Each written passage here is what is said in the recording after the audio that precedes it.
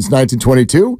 Visit freedmansappliance.com today. We're not going to waste any time. Let's get right to the coach. Steve Kerr is brought to you by Xfinity. At home or on the go, you'll get the fastest internet to all your devices, and presented by Great Clips. In sports, success is about team effort, and the same is true for your hair. Great Clips, it's going to be great. Hey, Coach, how are you? Well, Lucas, you got to bring him up now. There you are. Now we got you. Hey, Coach, how are you?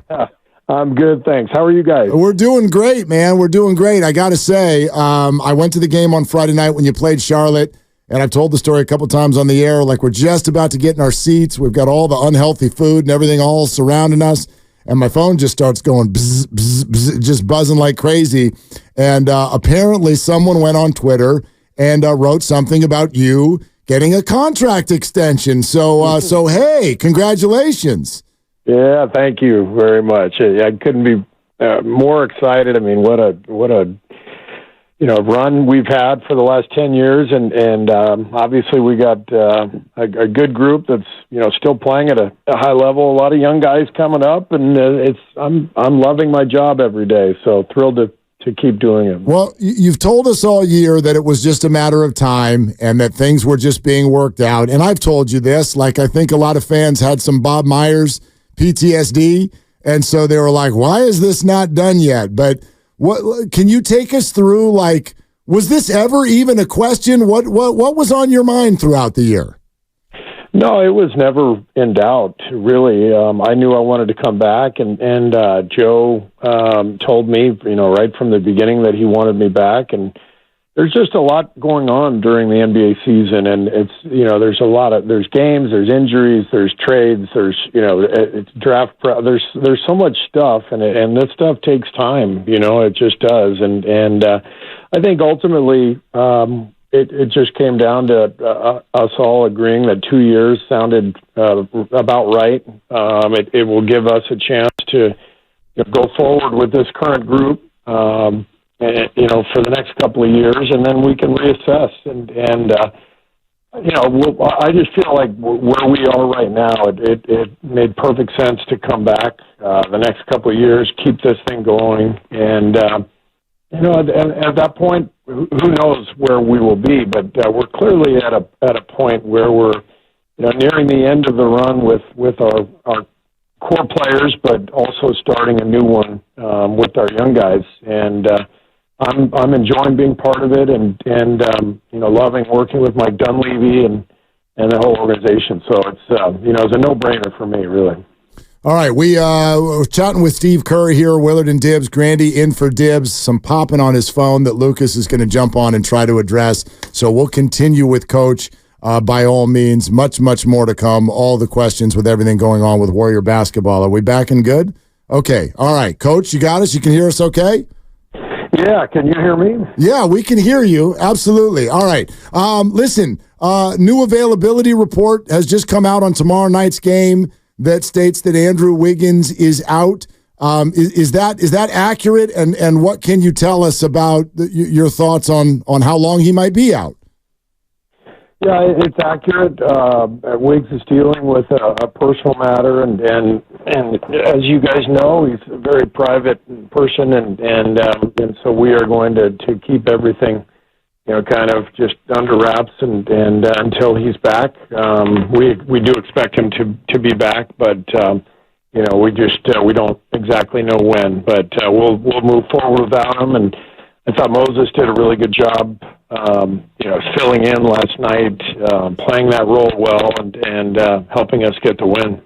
Okay, Steve Kerr joining us here on Willard and Dibs. We're going to actually, I know everybody got those answers, and so that's good, but it is crackling a little bit, and we're not making popcorn yet, so we're going to call him on a different line and continue the conversation. I did hear one thing in there. We do expect him back.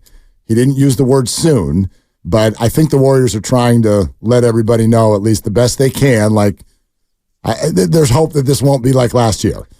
Better not be.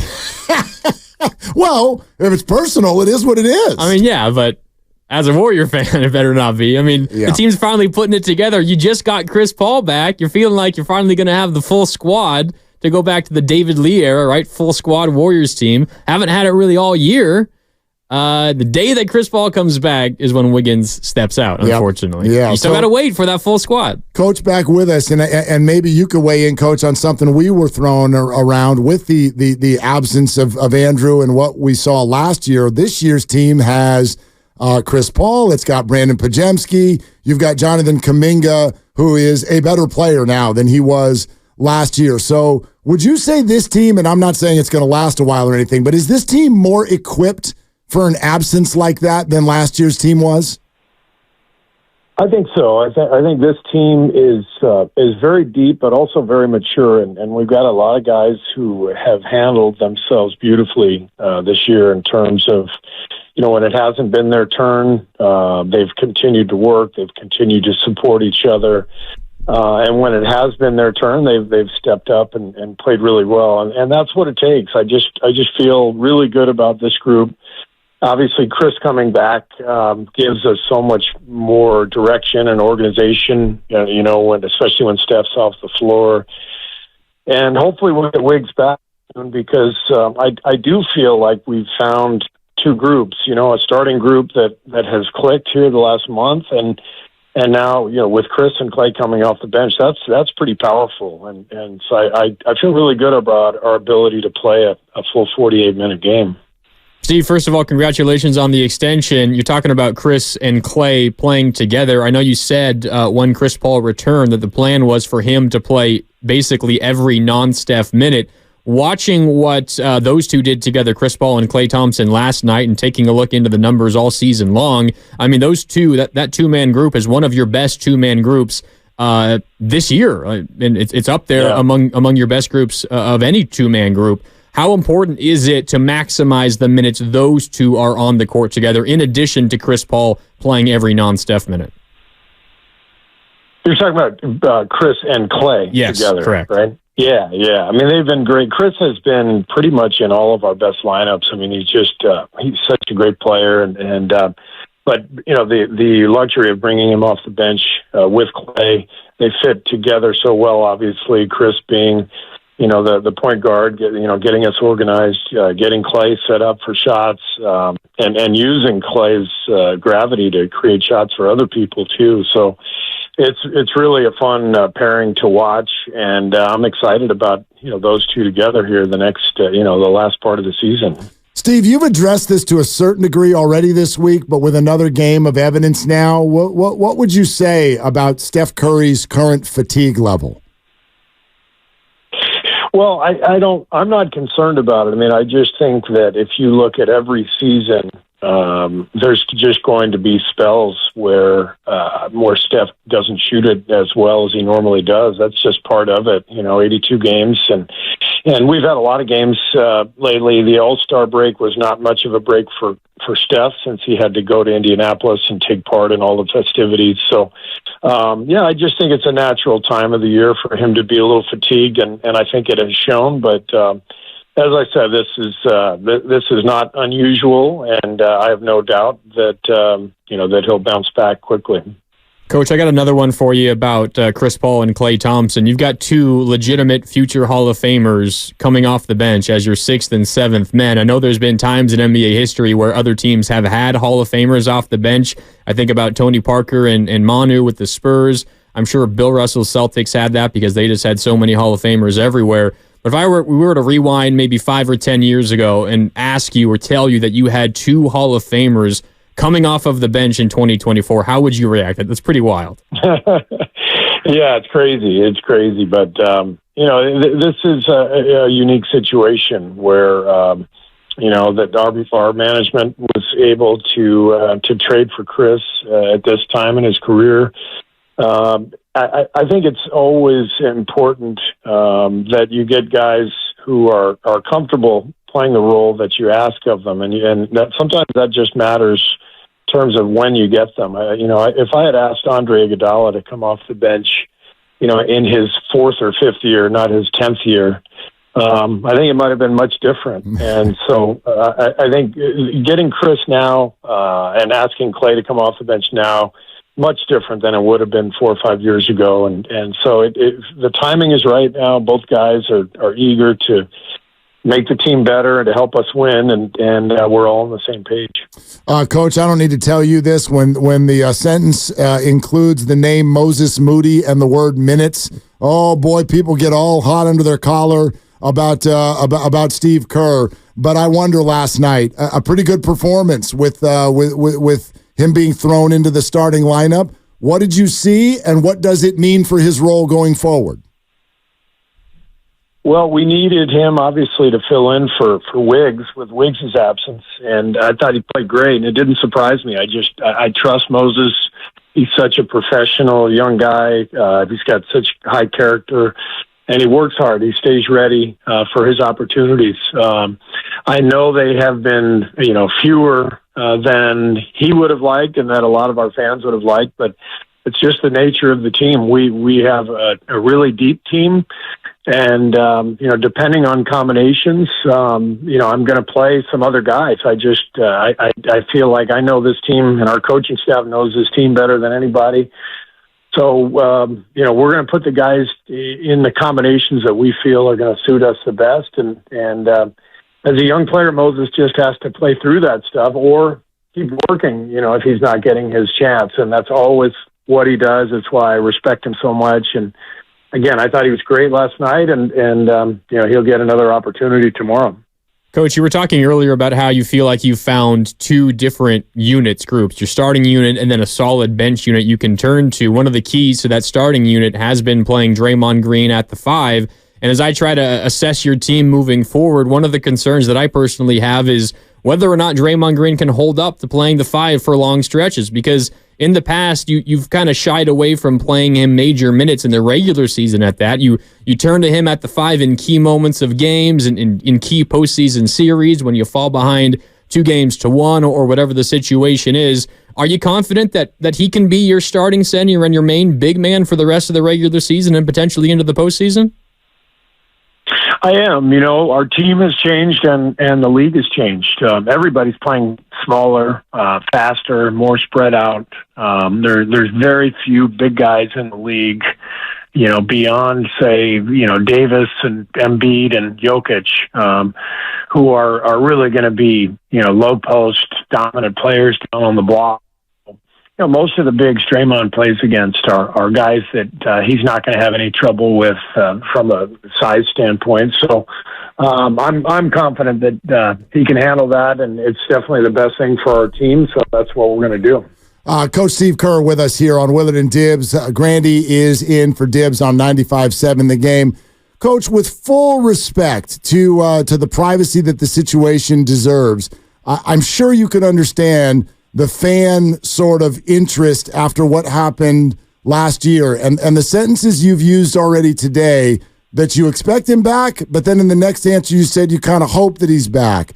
What can you tell us with regard, is there any chance that this is a similar situation to last year with Andrew Wiggins?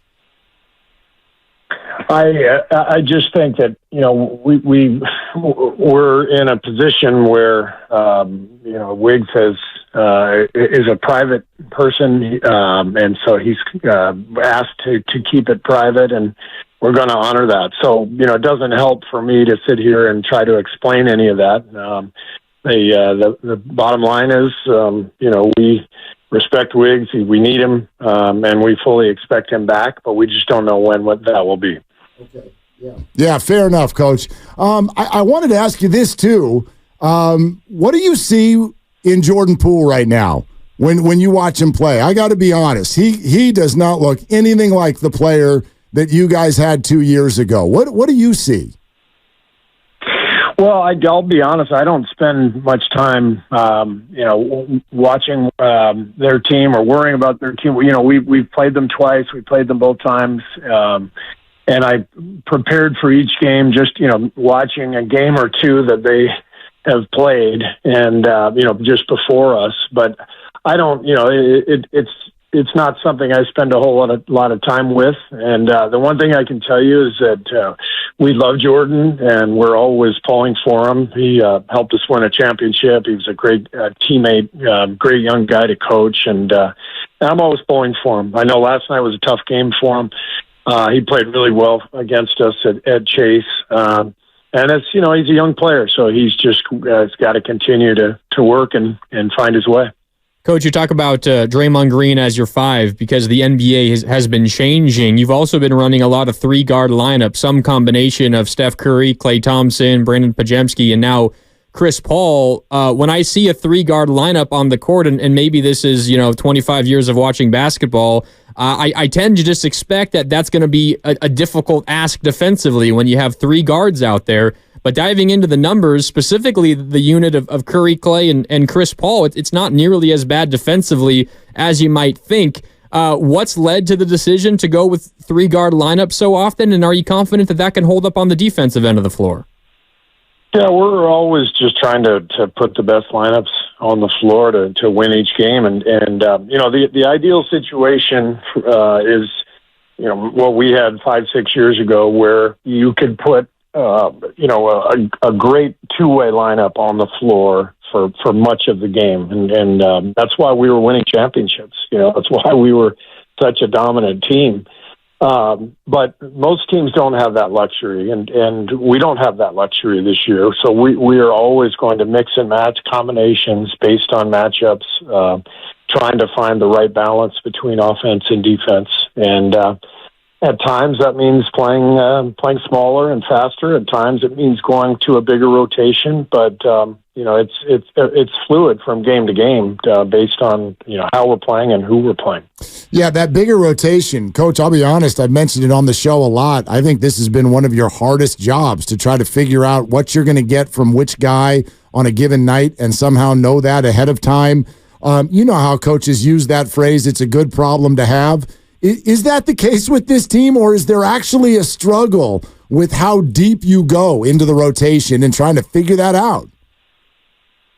The last 3 games we've played an 11-man rotation, which is almost unheard of. But I feel it's necessary to keep everyone engaged, because we're going to need everybody. At some point between Trace and Looney and Dario, we need all 3 guys. I'm going to play all 3 to keep their rhythm. But from one game to the next, it's going to just feel a little bit different based on who we're playing against and what we need.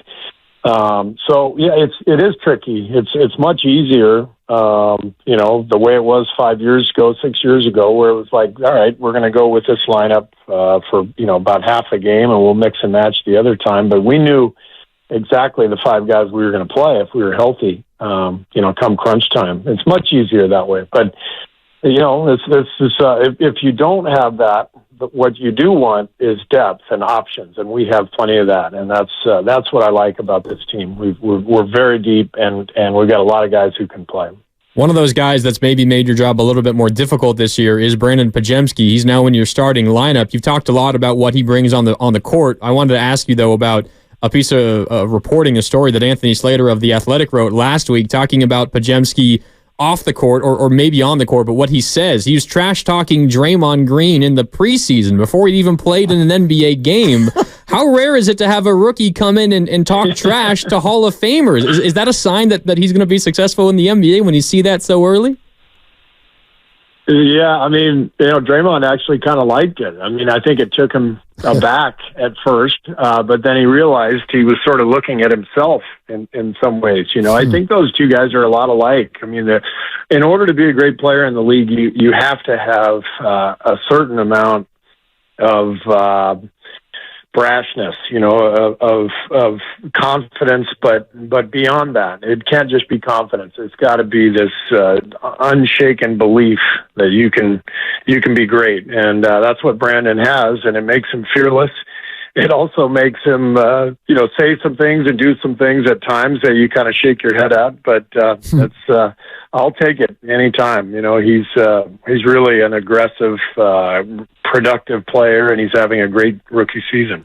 Coach, your commitment to trying out this idea of Klay Thompson off the bench, I thought was really shown last night with Wiggins out, and the fact that you started Moses instead of Klay. So where are you on that? Is that something that you have firmly decided is the rest of the year?